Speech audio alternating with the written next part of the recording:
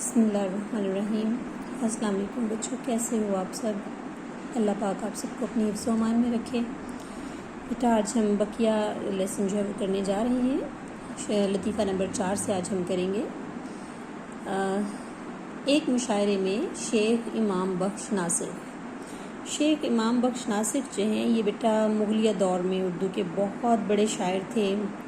آپ 1776 یعنی 1776 میں آپ پیدا ہوئے اور 1838 میں یعنی 1838 میں وفات پائی۔ آپ کا جو تخلص تھا وہ ناسخ تھا، جو یہاں پہ ہمارے سامنے لکھا ہوا ہے، دیکھیں اس کے اوپر موجود ہے، تخلص کی جو علامت ڈالی جاتی ہے وہ بھی موجود ہے، پتہ چلتا ہے کہ یہ تخلص ہے۔ بیٹا آپ دبستان لکھنؤ کے بانی بھی تھے، ٹھیک ہے۔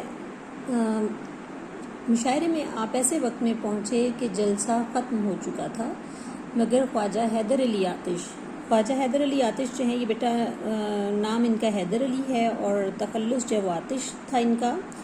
آپ فیض آباد میں لکھنؤ میں پیدا ہوئے 1764 میں، ٹھیک ہے، 1764 میں یعنی 1764 میں، اور 1846 یعنی 1846 میں آپ نے وفات پائی۔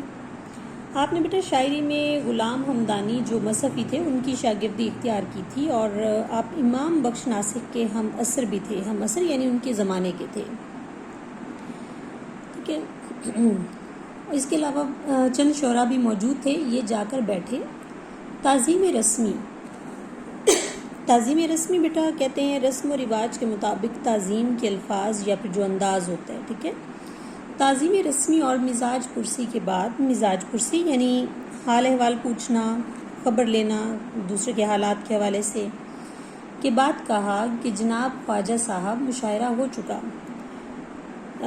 یعنی یہ جو تھے امام بخش ناصر جو تھے انہوں نے خواجہ حیدر علی آتش سے سوال کیا تھا کہ آیا مشاعرہ ختم ہو چکا یا جاری ہے، تو اس پر پھر انہوں نے جواب دیا، یعنی یہ سوال کیا تھا، ٹھیک ہے، جناب خواجہ صاحب مشاعرہ ہو چکا، یعنی یہ جو جملہ ہے یہ سوالیہ تھا اور یہ پوچھا تھا امام بخش ناصر نے۔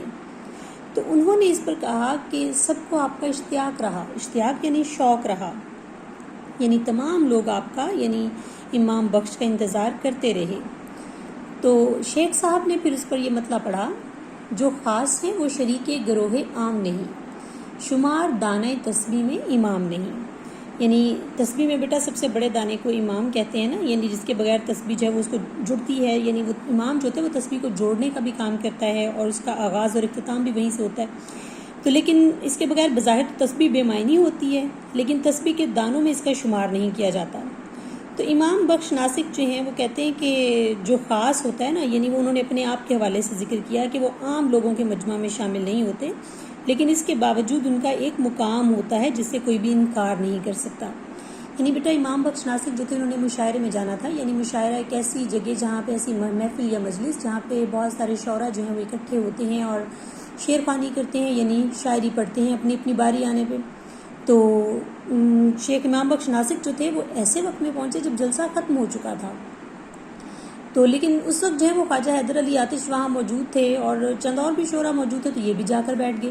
اب جو ایک رواج ہوتا ہے، طریقہ کار ہوتا ہے، جب بھی ہم کسی سے ملتے ہیں تو سلام دعا کرتے ہیں، حال چال پوچھتے ہیں، ایک دوسرے کے حالات سے واقفیت حاصل کرتے ہیں۔ تو اس کے بعد جو تھا یعنی شیخ صاحب نے یہ سارا حال احوال پوچھا، اور اس کے بعد پھر خواجہ حیدر علی آتش صاحب سے پوچھا کہ کیا مشاعرہ ختم ہو چکا ہے۔ یعنی ان کو بظاہر نظر آ رہا تھا کہ اگرچہ شعراء بیٹھے تو ہیں لیکن مشاعرے والی بات نظر نہیں آ رہی۔